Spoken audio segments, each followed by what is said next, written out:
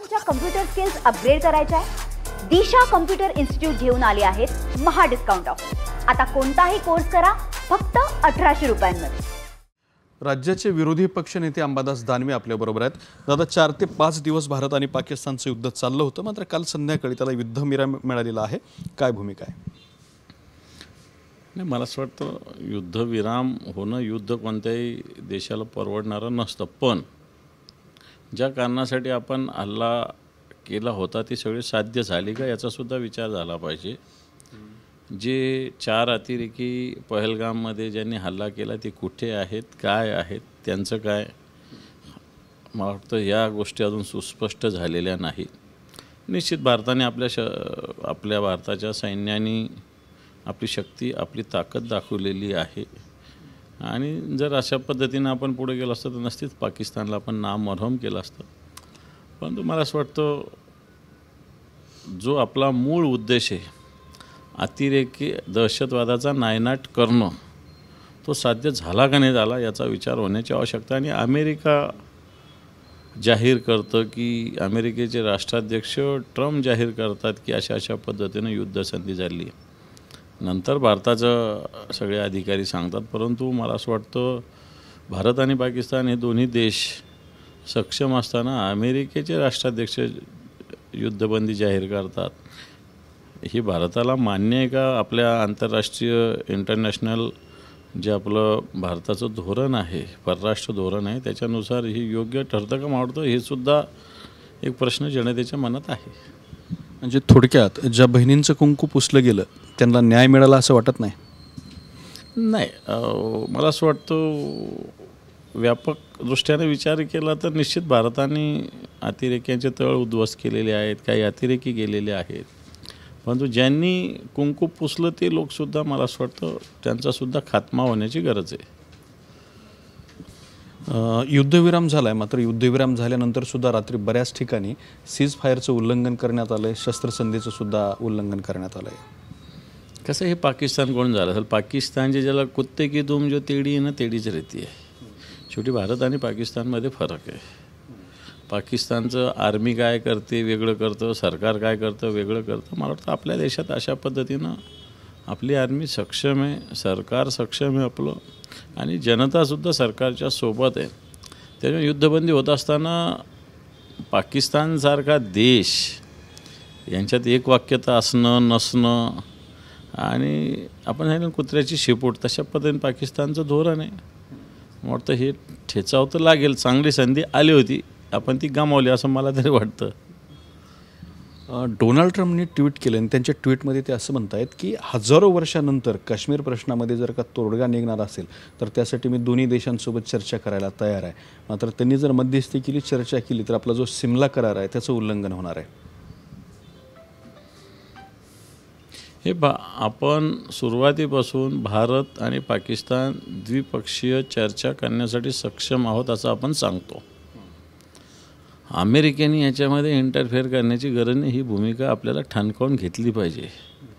जसं काल परवापासून सगळीकडे 1971च्या युद्धामध्ये सुद्धा भारताने पाकिस्तानमधल्या जे युद्धामध्ये भाग घेतला होता, बांगलादेश वेगळा देश निर्माण झाला होता, त्यावेळेससुद्धा अशा पद्धतीने इंटरफेअर करण्याचा प्रयत्न अमेरिकेने केला होता। तेव्हाच इंदिरा गांधींनी ठणकावून सांगितलं होतं की 3000 मैल पर्यंत अंतर असलेला देश आमच्या ह्याच्यात इंटरफेअर करतो, ही काय ऐकण्याची गरज नाही। मला वाटतं ही तडफ आताच्या नेतृत्वात आहे का, हा एक प्रश्न आहे। आणि म्हणून द्विपक्षीय करार झालेला असताना तिसरा पक्ष याच्यात इंटरफेअर करतो, तिसरा पक्ष याच्यात सल्ला देतो आणि तिसरा पक्ष सांगतो की तुमचा प्रश्न आम्ही सोडू, आमचा प्रश्न आम्हाला माहीत आहे ना। मला वाटतं ही भूमिका भारताची राहिलेली आहे, मला वाटतं येणार काळसुद्धा तशीच राहील।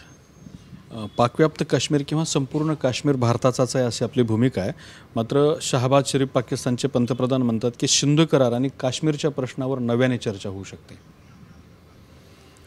हे POK म्हणजे तो भारताचा भाग आहे। ज्या पद्धतीनं आपली फाळणी झाली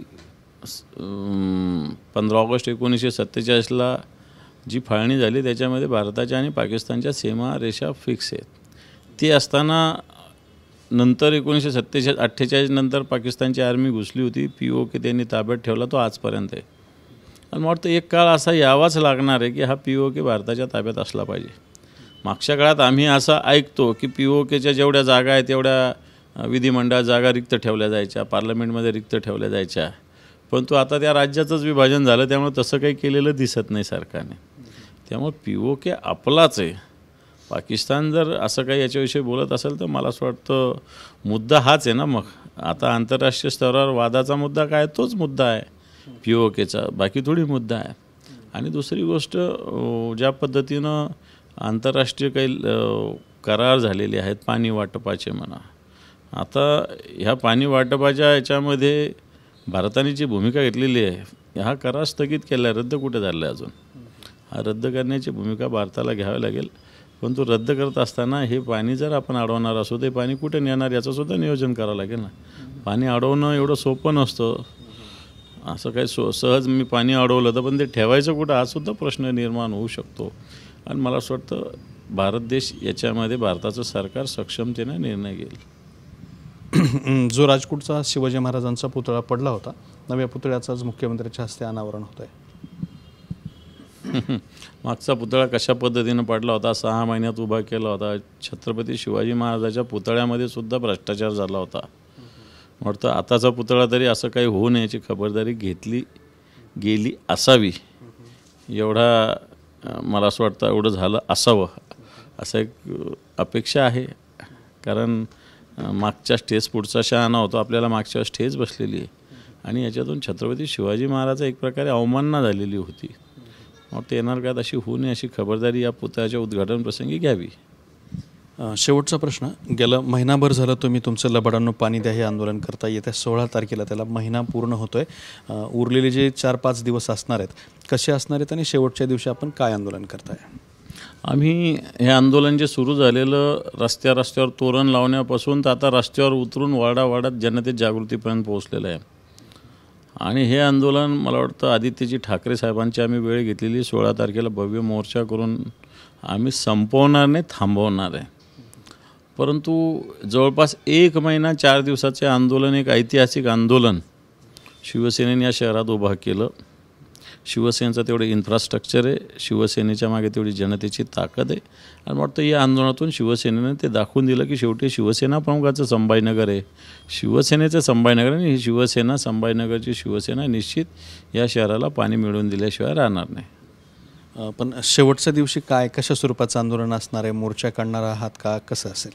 आम्ही मोर्चा काढणार आहोत. पैठण गेटपासून महानगरपालिकेपर्यंत आदित्यजी ठाकरे साहेबांच्या नेतृत्वाखाली आमचा मोर्चा आहे. त्याच्या नियोजनाला आता आमची 12 तारखेपर्यंत पदयात्रा आहे, ती संपली की 13, 14, 15 आम्ही मोर्चाची तयारी करतो आहे. तर अशा पद्धतीने शहराला पाणी मिळावं यासाठी शिवसेना ठाकरे गटाच्या वतीनं मोठं आंदोलन केलं जाणार आहे. 16 तारखेला आदित्य ठाकरे यांच्या उपस्थितीमध्ये मोर्चा काढण्यात येणार आहे. कॅमेरामन अमित तळेसोबत दत्ता कानवटे, TV9 मराठी, छत्रपती संभाजीनगर. मला तुमच्या कम्प्युटर स्किल्स अपग्रेड करायच्या आहे? दिशा कम्प्युटर इन्स्टिट्यूट घेऊन आले आहेत महा डिस्काउंट ऑफर. आता कोणताही कोर्स करा फक्त 1800 रुपयांमध्ये.